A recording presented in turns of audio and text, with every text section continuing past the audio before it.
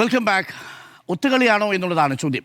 മധു, ഒത്തുകളിയാണ് എങ്കിൽ ആ ആരോപണം എല്ലാവർക്കുമെതിരെ ഉന്നയിക്കേണ്ടി വരും എന്നുള്ളതാണ് ഇതിൻ്റെ പ്രാഥമികമായ ഒരു കാര്യം. ഈ ഹർജി എന്ന് പറയുന്നത് ഷോൺ ജോർജ് നൽകിയിരിക്കുന്ന ഹർജി ഇപ്പോൾ നോക്കൂ, നമുക്ക് ഈ BJP സർക്കാർ 2014 അധികാരത്തിൽ വന്നതിന് ശേഷം നടപ്പിലാക്കുന്ന നിയമങ്ങളെക്കുറിച്ച് എല്ലാം കൃത്യമായ രാഷ്ട്രീയ ബോധ്യത്താൽ അല്ലെങ്കിൽ രാഷ്ട്രീയ അജണ്ട വെച്ച് നടപ്പിലാക്കുന്ന നിയമം എന്ന ഏറ്റവും കൂടുതൽ വിമർശനം ഉന്നയിക്കപ്പെട്ടിട്ടുള്ള പ്രദേശമാണ് അല്ലെങ്കിൽ സംസ്ഥാനമാണ് കേരളം. പല നിയമങ്ങൾക്കുമെതിരെ കേരളം പ്രമേയം തന്നെ പാസ്സാക്കിയിട്ടുണ്ട്. അത് ഏകകണ്ഠമായി തന്നെ പാസ്സാക്കിയിട്ടുമുണ്ട് നിയമസഭയിൽ. അപ്പോൾ ആ നിലയ്ക്ക് ഒരു രാഷ്ട്രീയ താല്പര്യത്തിൻ പ്രകാരം കോടതിയിലേക്ക് വന്നൊരു ഹർജിയാണ് ഷോൺ ജോർജിൻ്റേത്. ആ ഹർജിയിൽ പറയുന്നത് എന്താണ്? സെക്ഷൻ 14 പൂർണ്ണമായി അതിനോട് ചേർന്നുകൊണ്ടുള്ള ഒരു രൂപീകരണമല്ല ബോർഡിൻ്റെ രൂപീകരണം ഉണ്ടായിരിക്കുന്നത്. അതിൽ 9 അംഗങ്ങളെ മാത്രമേ നിയമിച്ചിട്ടുള്ളൂ. ഈ ന്യൂനപക്ഷ മുസ്ലിം ഇതര അംഗങ്ങളെ നിയമിച്ചിട്ടില്ല. അതുകൊണ്ട് തന്നെ അത് ഈ പറയുന്ന സെക്ഷൻ 14 അനുസരിച്ച് നിൽക്കുന്ന രൂപീകരണമല്ല. അതുകൊണ്ടത് റദ്ദാക്കണം എന്നാവശ്യപ്പെട്ടുകൊണ്ടാണ് ഈ ഹർജിയുമായി കോടതിയിലേക്ക് ചെല്ലുന്നത്. കോടതി പരിഗണിക്കുന്നത് ആ വിഷയമാണ്. അവിടെ സർക്കാർ പറയുന്നു ഞങ്ങളിത് റീകോൺസ്റ്റിറ്റ്യൂട്ട് ചെയ്യാൻ തയ്യാറാണ്. അതിൽ 2 രാഷ്ട്രീയമുണ്ട്. അതിലൊരു രാഷ്ട്രീയമുണ്ട്, നിയമപരമായ സാധ്യതയുണ്ട്. ഞാൻ അതിൻ്റെ രാഷ്ട്രീയം ആദ്യം പറയാം. അതായത് ഈ സർക്കാർ അധികാരത്തിൽ വന്നതിന് ശേഷം മുനമ്പം ഭൂമിയുമായി ബന്ധപ്പെട്ട് അത് 10 മിനിറ്റ് കൊണ്ട് പരിഹരിക്കും എന്ന് പ്രതിപക്ഷ നേതാവായിരുന്നപ്പോൾ VD സതീശൻ പറഞ്ഞിരുന്നു. അത് 10 മിനിറ്റ് കൊണ്ട് പരിഹരിച്ചോ? അത് പിന്നീട് അധികാരത്തിൽ വന്നതിന് ശേഷം 1-ാം ദിവസം പരിഹരിച്ചോ, 2-ാം ദിവസം പരിഹരിച്ചോ, 10-ാം ദിവസം പരിഹരിച്ചോ തുടങ്ങിയ ചോദ്യങ്ങളൊക്കെ ഉണ്ടായ സമയത്ത് മുഖ്യമന്ത്രി VD സതീശൻ പറഞ്ഞു ഇത് 10 മിനിറ്റ് കൊണ്ട് പരിഹരിക്കാമെന്നു ഞാൻ പറഞ്ഞത് 2 വർഷം മുൻപാണ്. അതിനുശേഷം അത് പരിഹരിക്കാൻ കഴിയാത്തൊരു സാഹചര്യം 8ന്റെ പണി ബോർഡ് നിലവിൽ തന്നിട്ടുണ്ട്. അത് ഉമ്മീദ് പോർട്ടൽ രജിസ്ട്രേഷനുമായി ബന്ധപ്പെട്ടാണ് എന്ന്. അതിനുശേഷം വാർത്താ സമ്മേളനങ്ങളിലും കോൺഗ്രസ് സ്വീകരിക്കുന്ന നിലപാട് എന്താണെന്ന് വെച്ചിട്ടുണ്ടെങ്കിൽ ഇത് CPMന്റെ സമയത്ത് കോൺസ്റ്റിറ്റ്യൂട്ട് ചെയ്ത ബോർഡാണ്, ഞങ്ങളുടെ നയവും നിലപാടും അനുസരിച്ചല്ല. സംസ്ഥാന സർക്കാർ ഈ പറയുന്ന ഇലക്ഷനിലേക്ക് പോകുന്ന സമയത്താണ് ഉമ്മീദ് പോർട്ടൽ രജിസ്ട്രേഷൻ അടക്കം വന്നിട്ടുള്ളത്. ഉമ്മീദ് പോർട്ടൽ രജിസ്ട്രേഷനുമായി ബന്ധപ്പെട്ട് അത് നടപ്പിലാക്കാനുള്ള ആദ്യത്തെ ഒരു സമയം അനുവദിച്ചതെന്ന് പറയുന്നത് ഡിസംബർ 6, 2025 വരെയായിരുന്നു. അതിനുശേഷം പിന്നീട് 6 മാസത്തേക്ക് എക്സ്റ്റെൻഡ് ചെയ്യുന്നുണ്ട്. 6 മാസത്തേക്കാണ് എക്സ്റ്റെൻഡ് ചെയ്തതെങ്കിൽ പിന്നീട് അതിന് ജൂലൈ വരെ സമയം കിട്ടുന്ന സാഹചര്യമുണ്ട്. പക്ഷേ ഇത് ജൂലൈക്ക് മുമ്പ് തന്നെ അത് ഈ ഉമ്മീദ് പോർട്ടൽ രജിസ്ട്രേഷൻ വരികയും ചെയ്തു എന്നതും കൂടി നമ്മൾ ഓർക്കേണ്ടതുണ്ട്. അപ്പോൾ അത് രാഷ്ട്രീയമായ ഒരു താല്പര്യമാണ് അതിൽ ആരോപിക്കപ്പെട്ടത്. അതുകൊണ്ട് വഖഫ് ബോർഡ്, നിലവിലുള്ള വഖഫ് ബോർഡ് UDFന്റെ നയം അനുസരിച്ച് പോകുന്നതല്ല. അതുകൊണ്ട് അത് റീകോൺസ്റ്റിറ്റ്യൂട്ട് ചെയ്യാനുള്ള ഒരു സാഹചര്യം കോടതി അത് നിലവിൽ പറ്റുകയുമില്ല. അപ്പോൾ കോടതിയിലേക്ക് ഈ കേസ് വന്നപ്പോൾ സർക്കാർ അത് കണ്ടു എന്നതിൽ തർക്കമൊന്നുമില്ല. ഈ കേസിന്റെ പശ്ചാത്തലത്തിൽ പുതിയ ബോർഡിനെ നിയമിക്കാൻ കഴിയുന്ന സാഹചര്യമുണ്ടെങ്കിൽ, ഈ ബോർഡിലേക്ക് കൂടുതൽ അംഗങ്ങളെ സർക്കാരിന്റെ താല്പര്യപ്രകാരം നിയമിക്കാൻ കഴിയുന്ന സാഹചര്യമുണ്ടെങ്കിൽ സർക്കാർ അതിന്റെ രാഷ്ട്രീയമായ സാധ്യത കണ്ടു എന്ന കാര്യത്തിൽ തർക്കമൊന്നും ഇല്ല. ഇനി സർക്കാർ അവിടെ സ്വീകരിച്ച നിലപാട് എന്നതാണല്ലോ ഇപ്പോൾ ചോദ്യം ചെയ്യപ്പെടുന്നത്. മുൻ നിയമമന്ത്രി P. രാജീവ് അടക്കം പറഞ്ഞു അത് സുപ്രീം കോടതിയിൽ നിൽക്കുന്ന ഈ വഖഫ് നിയമവുമായി ബന്ധപ്പെട്ട് നിയമം വന്നതിന് ശേഷം ഹർജികൾ നൽകി. അത് സംസ്ഥാന സർക്കാർ നൽകി, ലീഗ് അതിൽ ഹർജി നൽകിയ ഒരു രാഷ്ട്രീയ പാർട്ടിയാണ്. CPM നൽകിയിട്ടുണ്ട്, കോൺഗ്രസ് നൽകിയിട്ടുണ്ട്. ഇന്ന് KC വേണുഗോപാൽ അടക്കം പറയുന്നു ദേശീയ നേതൃത്വത്തിന്റെ രാഷ്ട്രീയ നിലപാടിൽ മാറ്റമില്ല എന്നത്. അങ്ങനെ പറഞ്ഞ കാര്യങ്ങൾക്ക് കടകവിരുദ്ധമായ നിലപാടാണ് ഹൈക്കോടതിയിൽ വന്നിരിക്കുന്നത് എന്നതാണ് ഈ വിമർശനങ്ങൾ ഉണ്ടാകുന്നു. ഇനി ഹൈക്കോടതിയിൽ സർക്കാർ പറഞ്ഞിരിക്കുന്നു, അങ്ങ് നേരത്തെ പറഞ്ഞതുപോലെ ഈ സെക്ഷൻ 14 പൂർണ്ണാർത്ഥത്തിൽ ചേർന്ന് നിൽക്കുന്ന നിലപാട് ഞങ്ങൾ സ്വീകരിക്കുകയും അതനുസരിച്ച് റീകോൺസ്റ്റിറ്റ്യൂട്ട് ചെയ്തു എന്നാണല്ലോ എന്ന് സർക്കാർ പറഞ്ഞതിനെയാണ് വിമർശനം ഉന്നയിക്കുന്നത്. നിലവിൽ ഈ ബോർഡ്, അതായത് നേരത്തെ നമ്മളൊക്കെ ഇവിടെ വായിക്കുകയും പറയുകയും ഒക്കെ ചെയ്ത സർക്കാർ വിജ്ഞാപനം, ആ സർക്കാർ വിജ്ഞാപനത്തിലൂടെ റീകോൺസ്റ്റിറ്റ്യൂട്ട് ചെയ്തിരിക്കുന്നത് ഏതിന്റെ അടിസ്ഥാനത്തിലാണ്? പുതിയ നിയമത്തിന്റെ അടിസ്ഥാനത്തിൽ, ഈ സെക്ഷൻ 14 അടിസ്ഥാനത്തിൽ തന്നെയാണ് കഴിഞ്ഞ 2026 ഫെബ്രുവരി 4 LDF ഇവിടെ ഭരിക്കുമ്പോഴും ഈ പറയുന്ന ഈ വഖഫ് ബോർഡ് റീകോൺസ്റ്റിറ്റ്യൂട്ട് ചെയ്തിരിക്കുന്നത് ഈ സെക്ഷൻ 14 വെച്ച് തന്നെയാണ്. അതിൽ ആദ്യത്തെ സെന്റൻസ് തന്നെ പറയുന്നത് in exercise of the powers conferred by subsection 9 of section 14 of the unified Waqf management empowerment efficiency and development act 1995. അതായത് ഈ പറയുന്ന സെക്ഷൻ 14 എന്ന് പറയുന്നത് തൊട്ടു നോക്കുകയും ഉപ്പ് നോക്കുകയും ചെയ്യാത്ത ഒരു സെക്ഷൻ അല്ല. ഞാൻ എന്തുകൊണ്ടാണെന്ന് ഞാൻ പറഞ്ഞോളാം. ഞാൻ ഇവിടെ ഇരിക്കുന്നുണ്ടല്ലോ. അതുകൊണ്ടല്ലല്ലോ. അല്ല, ഞാൻ പറഞ്ഞോളാം. എന്തുകൊണ്ടാണെന്ന് പറയാനാണല്ലോ ഞാൻ എൻ്റെ അവസരം ഉന്നയിക്കുന്നത്.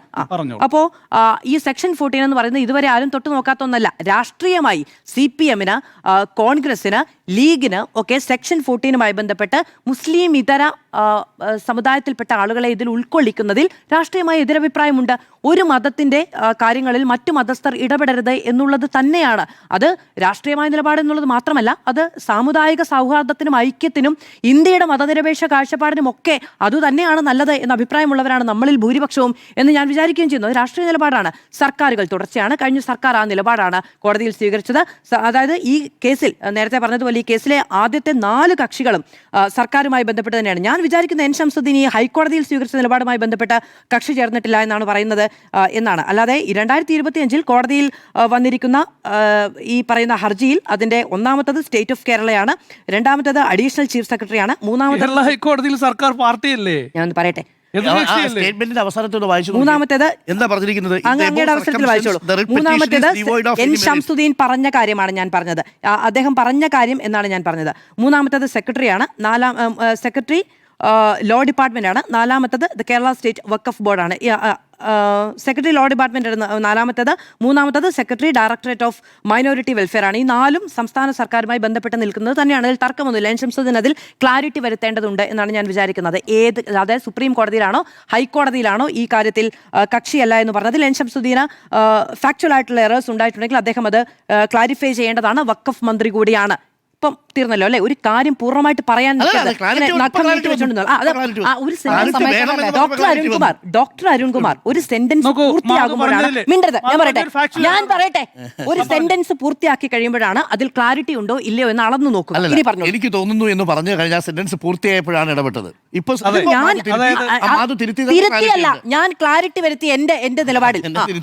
അല്ലല്ല, അത് അങ്ങയുടെ കാര്യത്തെ നോക്കിയാൽ മതി. ഒരാളൊരു അഭിപ്രായം പറയാൻ നല്ല തിരുത്തലുകൾ അംഗീകരിക്കും. നല്ല തിരുത്തലല്ല ഡോക്ടർ അരുൺകുമാർ, ഞാൻ എന്റെ നിലപാടാണ് പറഞ്ഞത്. അങ്ങ് അതിനകത്ത് ഇടപെട്ടത് കൊണ്ട് മാത്രം അതൊരു തിരുത്തലായി മാറുകയില്ല. നിലപാടെന്താ ശംസുദ്ദീൻ പറഞ്ഞത്? അത് അദ്ദേഹം ക്ലാരിഫിക്കേഷൻ വരുത്തേണ്ടതാണ്. അത് അദ്ദേഹം ക്ലാരിഫിക്കേഷൻ വരുത്തേണ്ടതാണെന്ന് പറഞ്ഞാണ് ഞാൻ എന്റെ സെന്റൻസ് പൂർത്തീകരിച്ചത്. ഇനി എന്താണ് ഇതിൽ ശരിയും ശരികേടും? ശരിയാണോ? അല്ലല്ല, ശരിയും ശരികേടും ഡിസ്കഷൻ ചിരിക്കാനുള്ളതാണെന്ന് ഒരു കൺസൾട്ടിംഗ് അഡ്വൈസർക്ക് തോന്നുന്നത് കോമഡി ആയിട്ടോ. അതിലും ചിരിക്കാൻ ശരി. അപ്പോ ഇനി ഷോൺ ജോർജിന്റെ ഹർജി എന്ന് പറയുന്നത് ഈ സെക്ഷൻ 14 അനുസരിച്ചുള്ള മാനദണ്ഡങ്ങൾ പാലിച്ചിട്ടില്ല എന്ന് പറഞ്ഞുകൊണ്ടാണ് അത് കോടതിയിലേക്ക് എത്തുകയാണ്. സംസ്ഥാന സർക്കാർ ഇനി വേറെ ഒരു കാര്യം കൂടിയുണ്ട്. ഇപ്പം നിയമമന്ത്രി പി രാജീവ് അടക്കം പറഞ്ഞൊരു കാര്യം എന്ന് പറയുന്നത് ഇപ്പോൾ മുൻ നിയമമന്ത്രി ഇപ്പോൾ സർക്കാർ ഈ വഖഫ് ബോർഡുമായി ബന്ധപ്പെട്ടൊരു നിലപാട് പറഞ്ഞതുകൊണ്ട് സുപ്രീം കോടതിയിൽ കൊടുത്തിരിക്കുന്ന ഹർജികളിൽ അതിന് ഒരു എതിരഭിപ്രായം ഉണ്ടാകും, അല്ലെങ്കിൽ ഒരു പ്രത്യാഘാതം ഉണ്ടാകും എന്നുള്ളതാണ്. നേരത്തെ അഡ്വക്കേറ്റ് പ്രശാന്ത് പത്മനാഭൻ നമ്മുടെ 7 മണി ചർച്ചയിലുണ്ടായിരുന്നു. അദ്ദേഹം പറഞ്ഞൊരു കാര്യം, ഒരു നിയമത്തിന് ഈസ്റ്റോപ്പൽ എന്ന് പറയുന്നത് ബാധകമല്ല എന്നതാണ് പറയുന്നത്. അതായത് ഒരു തവണ ഇങ്ങനൊരു നിലപാട് സ്വീകരിച്ചാൽ അത് ഒരു ഹർജിയുമായി ബന്ധപ്പെട്ടാണ്. ഒരു ഹർജിയുമായി ബന്ധപ്പെട്ടൊരു നിലപാട് സ്വീകരിച്ച് അടുത്ത തവണ വിചാരണ വേളയിൽ വരുമ്പോൾ മറ്റൊരു നിലപാട് സ്വീകരിക്കാൻ കഴിയില്ല. പക്ഷേ ഇത് നിയമം വന്നിരിക്കുന്നതിനെതിരെ കൊടുത്ത ഹർജിയാണ് ഒന്ന്. രണ്ടാമത്തേതെന്ന് പറയുന്നത് ആ നിയമം അനുസരിച്ചല്ല ഇവിടെ ഈ വഖഫ് ബോർഡ് കോൺസ്റ്റിറ്റ്യൂട്ട് ചെയ്തിരിക്കുന്നത് എന്ന് പറഞ്ഞ് മറ്റൊരു ഹർജി പോയിരിക്കുകയാണ്.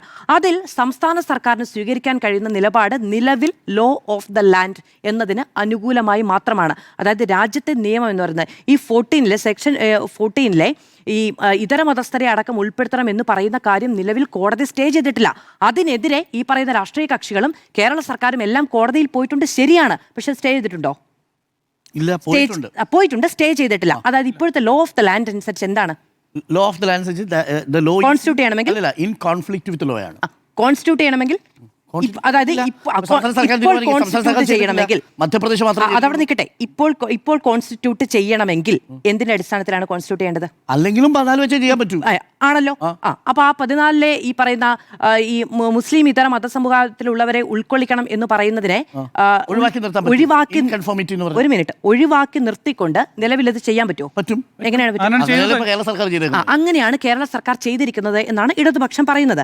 അതിനകത്ത് മറ്റൊരു പ്രശ്നമുണ്ട്. ഈ പറയുന്ന കേരള ഓർഡർ ഉണ്ടല്ലോ, അതായത് ഈ നോമിനേറ്റ് ചെയ്തുകൊണ്ടുള്ള ഉത്തരവ്, നമ്മൾ നേരത്തെ പറഞ്ഞ ഉത്തരവ്, ആ ഉത്തരവിൽ തന്നെ പറയുന്ന ഒരു കാര്യമുണ്ട്. ആ ഉത്തരവിന്റെ അവസാനം ഒരു എക്സ്പ്ലനേറ്ററി നോട്ടുണ്ട്. അതെ, സൂൺ അപ്പോയിന്റ് ചെയ്യും എന്നുള്ളത് അങ്ങനെ പറയാൻ പറ്റൂ. അങ്ങനെ പറയാൻ പറ്റും. നടപ്പാക്കാം. അല്ലല്ല, അങ്ങനെയും നടപ്പിലാക്കാൻ പറ്റുമെന്നുള്ളതാണ് ഏറ്റവും അവസാനം. എക്സ്പ്ലനേറ്ററി നോട്ട് ഇങ്ങനെയാണ്, അതായത് 9 പേരെ നിയമിച്ചു കഴിഞ്ഞിരിക്കുന്നു, 11 പേരെയാണ് നിയമിക്കേണ്ടത്. ഞാൻ പറഞ്ഞോളാം, അങ്ങ് താളിട്ടരണ്ട.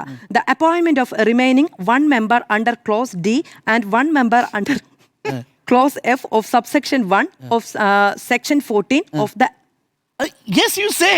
ഓക്കെ. അല്ല, ഞാൻ പറയാം, ഇതിപ്പോ ഈ കുഞ്ഞു പിള്ളേരെ ഈ എന്ന് പറയുന്ന പോലെയാണ്. ഞാനിപ്പോ എന്തോ അങ്ങ് പൊട്ടിച്ചു കളയും എന്നൊരു പ്രതീതി ഉണ്ടാക്കാനുള്ള ഒരു ഗിമ്മിക്കുകളാണ്. Okay, section 14 of the act shall be made shortly എന്നാണ്. അതായത് ഇതാണ് പരമാവധി ചെയ്യാൻ കഴിയുന്ന ഒരു കാര്യം. അതിനൊരു സവിശേഷത കൂടിയുണ്ട്. എന്താണെന്നറിയാമോ, നമ്മൾ ഈ LDF സർക്കാർ ഇലക്ഷൻ തൊട്ട് മുമ്പാണ് കേട്ടോ, ഫെബ്രുവരി 4-നാണ്. അപ്പോൾ ഞങ്ങൾ ഈ ബാക്കിയുള്ള 2 പേരെ, ഇതാണ് ആ sentence, shall be made shortly എന്ന് പറയുമ്പം ഈ ഷോർട്ട്ലിക്കുള്ളിൽ ഈ സർക്കാരിന് തീരുമാനമെടുക്കേണ്ടി വരില്ല. അത് ഇലക്ഷന് ശേഷം മാത്രമേ തീരുമാനമെടുക്കാൻ പറ്റുള്ളൂ എന്നൊരു കൗതുകകരമായ കാര്യം കൂടിയുണ്ട്. ഇനി അങ്ങനെ ചെയ്യുമ്പോൾ തന്നെ അതിനൊരു പ്രത്യേകത ഉള്ളത് എന്താണെന്ന് വെച്ചിട്ടുണ്ടെങ്കിൽ, ഇത് കോടതിയിൽ വന്നതിന് ശേഷമല്ല. അതായത് കൈതാർത്തിച്ചോളൂ. അപ്പം ഈ ഇലക്ഷന് ആദ്യം ഈ ബോർഡിനെ 2026 ഫെബ്രുവരിയിൽ ബോർഡ് കോൺസ്റ്റിറ്റ്യൂട്ട് ചെയ്തതിൻ്റെ കാര്യത്തിൽ LDF സർക്കാരിന് കോടതിയിലേക്ക് പോകേണ്ടി വന്നിട്ടില്ല. കോടതിയിൽ ഒരഭിപ്രായം പറയേണ്ടി വന്നിട്ടില്ല. ഇപ്പം നമ്മൾ ഈ ശബരിമല കേസുമായി ബന്ധപ്പെട്ട്, അതായത് ശബരിമല യുവതീ പ്രവേശനവുമായി ബന്ധപ്പെട്ട് കേസ് വന്നപ്പോൾ നമ്മൾ പറഞ്ഞല്ലോ, സർക്കാരിന് ഇങ്ങനെ ഒരു അഭിപ്രായം രേഖപ്പെടുത്തേണ്ടി വരില്ല തൽക്കാലം എന്നുള്ളത്. അത് ഇവിടെയും സാഹചര്യമാണ്. ഈ LDF സർക്കാരിന് 2026 ഫെബ്രുവരി 26-ന് ഈ ഫെബ്രുവരി 4-ന് ഈ ഇങ്ങനെ ഒരു ബോർഡ് കോൺസ്റ്റിറ്റ്യൂട്ട് ചെയ്തതിനെ കുറിച്ച് കോടതിയിൽ ഒരു അഭിപ്രായം പറയേണ്ടി വന്നിട്ടില്ല. ഞാൻ പറയട്ടെ, ഞാൻ പൂർത്തീകരിക്കട്ടെ. അത് അവരോട് പോയി ചോദിക്കും. അങ്ങേക്ക് അതിന്റെ അങ്ങ് സ്പോക്ക് പേഴ്സൺ ആണെങ്കിൽ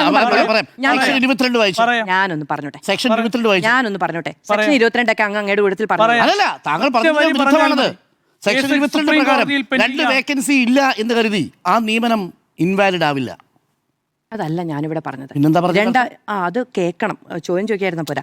അതായത് 2 നിയമനം നടത്തിയിട്ടില്ല, താമസിയാതെ നിയമനം നടത്തും എന്നുള്ളതാണ് സംസ്ഥാന സർക്കാർ പറഞ്ഞത്. അങ്ങനെ നിയമനം നടത്താൻ പാടുണ്ടോ? അങ്ങനെ നിയമനം നടത്താൻ പാടുണ്ടല്ലോ സെക്ഷൻ 22 പ്രകാരം. പിന്നെ അതിനകത്ത് എന്താ കുഴപ്പം? അതാണ് ഞാൻ ചോദിക്കുന്നത്. LDF സർക്കാരിന്റെ ആ 2 സീറ്റ് ഒഴിച്ചിട്ടതിൽ എന്താ കുഴപ്പം? അത് പറയൂ. കുഴപ്പമില്ല എന്നാണ് ഞാൻ പറഞ്ഞത്. പക്ഷേ അത് കോടതിയിൽ, അതായത് രാഷ്ട്രീയമായി അങ്ങനെ ഒരു സർക്കാരിന് ചെയ്യാം. എപ്പോൾ കോടതിയിൽ ആ കാര്യം വന്നിട്ടില്ല എങ്കിൽ ഭാഗമല്ലേ സെക്ഷൻ 22. ഈ ബോർഡ്, അതായത് 2026 ഫെബ്രുവരി 24-ന് കോൺസ്റ്റിറ്റ്യൂട്ട് ചെയ്തിരിക്കുന്ന ഈ പറയുന്ന ബോർഡിനെ കുറിച്ച് ആ സർക്കാരിന്റെ കാലത്ത് കോടതിയിൽ എന്തെങ്കിലും ഒരു പ്രശ്നം ഉണ്ടായിരുന്നോ? ഇനി ഉണ്ടെങ്കിൽ മറുപടി പറയാൻ അറിയില്ലേ? ഇനി ഉണ്ടെങ്കിൽ തന്നെ എന്താ കുഴപ്പം? അല്ല, ഉണ്ടായിരുന്നോ? അല്ല, എനിക്ക് ഈ പറയുന്ന അമൂർത്തമായ കാര്യങ്ങൾ മറുപടി പറയാൻ അറിയില്ല. അപ്പൊ അല്ലല്ല, അങ്ങ് പറയുന്ന സംസ്ഥാന സെക്രട്ടറി എന്നല്ലോ, ഞാൻ പൂർത്തീകരിക്കട്ടെ. അപ്പൊ കോടതിയിൽ ഉണ്ടായിരുന്നില്ല എന്ന് PR സുനിൽ സമ്മതിച്ചു. 2026 ഫെബ്രുവരി 4-ന് LDF സർക്കാർ കോൺസ്റ്റിറ്റ്യൂട്ട് ചെയ്ത ബോർഡുമായി ബന്ധപ്പെട്ട ആ സർക്കാരിന് അധികാരത്തിൽ നിന്ന് ഒഴിയുന്നതുവരെ കോടതിയിൽ ഒരു മറുപടി പറയേണ്ടി വന്ന സാഹചര്യം ഉണ്ടായില്ല. ഇത് ഈ പറയുന്ന ഷാൾ അപ്പോയിന്റ് ഷോർട്ട്ലി എന്ന് അതിൽ എക്സ്പ്ലനേറ്ററി നോട്ടിൽ എഴുതി വെച്ചിരിക്കുന്ന ഒരു കാര്യം വെച്ചാണ് ഷോൺ ജോർജ് കോടതിയിൽ പോയത്. അതായത് അവിടെ അപ്പോയിന്റ് ചെയ്തിട്ടില്ല, അപ്പോയിന്റ് ചെയ്യുമെന്ന് പറഞ്ഞിട്ട് പിന്നീട് അപ്പോയിന്റ് ചെയ്തിട്ടില്ല എന്ന് എഴുതി വെച്ച എക്സ്പ്ലനേറ്ററി നോട്ടിൽ എഴുതി വെച്ചൊരു കാര്യം വെച്ചാണ് ഷോൺ ജോർജ് കോടതിയിൽ പോയത്. അതിൽ കോടതി ചോദിച്ചതിലാണ് ഈ നിലവിലുള്ള ലോ ഓഫ് ദ ലാൻഡ് വെച്ചിട്ട് ഞങ്ങൾ മുന്നോട്ട് പോകും എന്ന് സംസ്ഥാന സർക്കാർ പറഞ്ഞിരിക്കുന്നത്. ഇനി ഇവിടെ അങ്ങനെ ഒരു നിലപാട് സ്വീകരിച്ചതുകൊണ്ട് സുപ്രീം കോടതിയിൽ ഇതിന് വിരുദ്ധമായ നിലപാട് സ്വീകരിക്കാൻ പറ്റില്ല എന്ന്, അങ്ങനെ ഇല്ല എന്നാണ് എനിക്ക് ഏറ്റവും അവസാനം ഈ തൊട്ട് മുമ്പ് 7 മണിക്ക് പ്രശാന്ത് പത്മനാഭൻ അടക്കമുള്ള അഭിഭാഷകർ, നിയമവിദഗ്ധർ പറയുകയും ചെയ്തത്. ഒരു സംശയം അങ്ങ് പറഞ്ഞതിൽ, ഇപ്പോൾ സുപ്രീം കോടതിയിലേക്ക് പോകുന്നത്, ഇതിന്റെ പെറ്റീഷണർ സുപ്രീം കോടതിയിൽ ഹർജിയുമായി പോയാൽ ഈ റിട്ട് പെറ്റീഷൻ തള്ളുമ്പോൾ സംസ്ഥാന സർക്കാർ ഇതേ സ്റ്റേറ്റ്മെന്റ് ആയിരിക്കും സുപ്രീം കോടതി കൊടുക്കുക, വേറെ നിർബന്ധമില്ലെന്നാണ് പറയുന്നത്. എന്ന് പറഞ്ഞാൽ അതായത് ഇപ്പോഴിങ്ങനെ ഒരു നിലപാട് സ്വീകരിച്ചതുകൊണ്ട് സംസ്ഥാന സർക്കാരിന് സുപ്രീം കോടതിയിൽ ഈ സെക്ഷൻ 14-മായി ബന്ധപ്പെട്ട് ഇതര മതസ്ഥരെ ഉൾക്കൊള്ളിക്കണം എന്ന നിലപാട് സ്വീകരിക്കണമെന്നില്ല എന്നാണ് എന്നാണ് കുറച്ച് മുമ്പ് അപ്പൊ വരെ ഈ അഭിഭാഷകർ statement പറഞ്ഞത്. കൊടുത്തത് അത് ഈ കേസിലാണ്, ഷോൺ ജോർജുമായി ബന്ധപ്പെട്ട കേസിലാണ്. പക്ഷേ ഈ സെക്ഷൻ 14മായി ബന്ധപ്പെട്ട കേസിൽ സുപ്രീം കോടതിയിലേക്ക് പോകുമ്പോൾ ഈ നിലപാട് സ്വീകരിക്കണമെന്നില്ല എന്നാണ് നിയമവിദഗ്ധരടക്കം പറയുകയും ചെയ്യുന്നത്. അതാണ് പറഞ്ഞത്, ഈ സ്റ്റോപ്പിൽ ഇല്ല എന്ന് പറഞ്ഞത്. അങ്ങനെയല്ലോ, ഒരേ കോടതിയിൽ വരുമ്പോ ഒരേ കോടതിയിൽ വരുമ്പോൾ പറ്റില്ല. ഇപ്പൊ ഹൈക്കോടതിയിലാണല്ലോ വന്നിരിക്കുന്നത്. സുപ്രീം കോടതിയിലേക്ക് ഷോൺ ജോർജ് സുപ്രീം കോടതിയിലേക്ക് ഷോൺ ജോർജ് പോയിട്ടുണ്ട്. അപ്പോഴും എന്താണ് ഇനി എനിക്ക് വേറൊരു കാര്യം കൂടി പറയാനുണ്ട്. എനിക്ക് വേറെ അങ്ങയുടെ കാര്യം ചോദിച്ചോളൂ.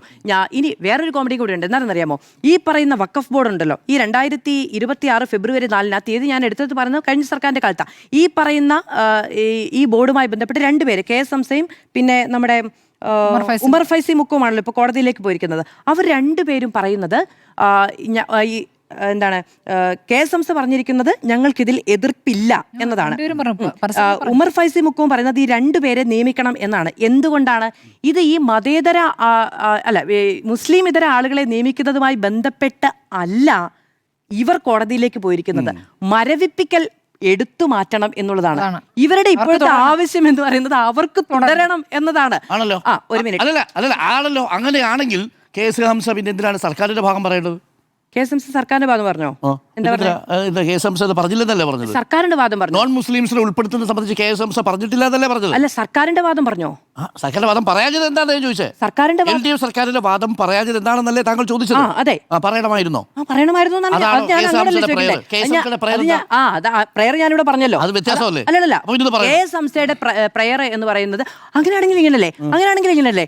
ഓക്കെ, അപ്പോ കെ എസ് ഹംസയുടെ പ്രയർ എന്ന് പറയുന്നത് ഈ മൂലധന ചെലവോ അല്ലെങ്കിൽ നയപരമായ തീരുമാനങ്ങളോ എടുക്കുന്നതിൽ നിന്ന് ഈ ബോർഡിനെ മരവിപ്പിച്ച് നിർത്തിയിരിക്കുന്ന കാര്യം മാറ്റണം എന്നത് മാത്രമാണ്. അതിന് മുഴുവനായിട്ടും മാറ്റാതെ ഈ രണ്ടുപേരെ ഉൾക്കൊള്ളിച്ചോളൂ എന്നതാണ് കെ എസ് ഹംസ പറയുന്നത്. അത് തന്നെയാണ് ഉമർ ഫൈസി മുക്കവും പറയുന്നത്. കെ എസ് ഹംസ കൃത്യമായി പറയുന്ന ഒരു കാര്യമെന്ന് പറയുന്നത്, the petitioner herein are not against constitution of Waqf board in accordance with the section 14 of the unified Waqf management എന്ന്. അതായത് ഞങ്ങൾക്ക് ഈ സെക്ഷൻ 14മായി ബന്ധപ്പെട്ട് ഒരു പരാതിയുമില്ല. സംസ്ഥാന സർക്കാർ ഈ ആളുകളെ നോമിനേറ്റ് ചെയ്ത് തന്നിട്ടുണ്ടെങ്കിൽ ഞങ്ങൾക്ക് ഒരു കുഴപ്പവുമില്ല എന്നത് തന്നെയാണ് കെ എസ് ഹംസ പോയി പറയുന്നത്. ഉമർ ഫൈസി മുക്കം പറയുന്നത് സെക്ഷൻ 14 അദ്ദേഹത്തിന് എതിർപ്പില്ല. അദ്ദേഹത്തെ നോമിനേറ്റ് ചെയ്താരാ? അദ്ദേഹത്തെ നോമിനേറ്റ് ചെയ്ത ഇടത് സർക്കാരല്ലേ? അദ്ദേഹത്തെ നോമിനേറ്റ് ചെയ്ത ഇടത് സർക്കാരല്ലേ? അങ്ങനെയാണെങ്കിൽ അതങ്ങ് ചോദിച്ചത് നന്നായി. എന്താണെന്നറിയാമോ, ഇദ്ദേഹം പറയുന്നതിന്റെ കാര്യം എന്താണെന്നറിയാമോ? ഇദ്ദേഹം അതേ പാരഗ്രാഫിൽ പിന്നീട് താഴേക്ക് പറയുന്ന വേറൊരു കാര്യം കൂടിയുണ്ട്. It is submitted that the appointment of the member from bar council is delayed. Okay, അത് കാര്യങ്ങൾ പറഞ്ഞതിന് ശേഷം പറയുന്നുണ്ട്, that after a change in the ruling party, the newly formed government did not show any interest in constituting the Waqf board since the present Waqf board members are appointed by the Israel ministry. അതായത് ഈ സർക്കാരിന് സത്യം പറഞ്ഞാൽ ഈ രണ്ടുപേരെയും ഉൾക്കൊള്ളിക്കാൻ, അതായത് മുസ്ലിം ഇതര സമുദായത്തിൽ നിന്നുള്ള ആളുകളെ ഉൾക്കൊള്ളിക്കാൻ ഒരു താല്പര്യവും ഉണ്ടായിരുന്നില്ല എന്നതാണ്. After a change in the ruling party, the newly formed government did not show any interest in constituting the Waqf board since the present Waqf board members are appointed by the Israel ministry and the state government wanted to reconstitute the entire Waqf board with their nominees എന്നാണ് പറയുന്നത്. അപ്പോൾ അദ്ദേഹം തന്നെയാണ് പറയുന്നത്, ഞങ്ങൾ ഇടത് സർക്കാരിന്റെ കാലത്ത് നിയമിതരായിരുന്ന ബോർഡായതുകൊണ്ട് ഇവർക്ക് മുഴുവൻ ആളുകളെയും ഇവരുടെ നോമിനീസിനെ ഉൾക്കൊള്ളണം എന്നുള്ളത് കൊണ്ടും അവർക്ക് ഈ രണ്ടുപേരെ ഉൾക്കൊള്ളിക്കാൻ യാതൊരു താല്പര്യവുമില്ലായിരുന്നു. അങ്ങനെ ഈ രണ്ടുപേരെ, അതായത് മുസ്ലിം ഇതര സമുദായത്തിൽ നിന്നുള്ള രണ്ടുപേരെ ഉൾക്കൊള്ളിച്ചുകൊണ്ട് ഇത് റീകോൺസ്റ്റിറ്റ്യൂട്ട് ചെയ്യാൻ ഒരു താല്പര്യവുമില്ലായിരുന്ന ഒരു സർക്കാരിനെ ഷോൺ ജോർജ് പോയി ഒരു കേസ് കൊണ്ടുപോയി കൊടുത്തിട്ട് അതിൽ കോടതി ചോദിക്കുന്നു. അപ്പോൾ സ്വാഭാവികമായും ലോ ഓഫ് ദ ലാൻഡ് എന്ന നിലയ്ക്ക് സംസ്ഥാന സർക്കാരിന് ആ നിലപാട് പറയേണ്ടി വരുന്നു എന്നാണ് ഞാൻ മനസ്സിലാക്കുന്നത്. ശരി.